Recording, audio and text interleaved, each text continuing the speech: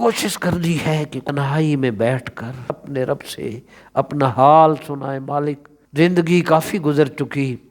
تو تیرے سوا میرا کوئی خیر خواہ بھی نہیں ہے، اور تجھ سے بڑی عظیم بارگاہ بھی کسی کی نہیں ہے، کہ جب آپ ابھی سے اس مہینہ میں اپنے جسم کو روزے کے لیے، دعا کے لیے، عبادت کے لیے، دعاؤں کے لیے، کثرت سے عبادات کے لیے اپنا ذہن بنا لیں گے، روٹین بنا لیں گے، بس پھر کرم یہ ہوگا کہ رمضان سے پہلے پہلے آپ مکمل طور پہ ذہنی طور پہ تیار ہو چکے ہوں گے، نمازیں، تلاوت قرآن، ذکر و اذکار، درود پاک، دعائیں، تمام چیزوں کو آپ ریڈی کر چکے ہوں گے، بس پھر شعبان ادھر ختم ہوا، رمضان کا چاند طلوع ہوا، پہلے چیٹے میں فیصلہ ہو جائے۔ باقی لوگوں کو رمضان المبارک کے فائدہ اٹھانے میں وقت لگے گا،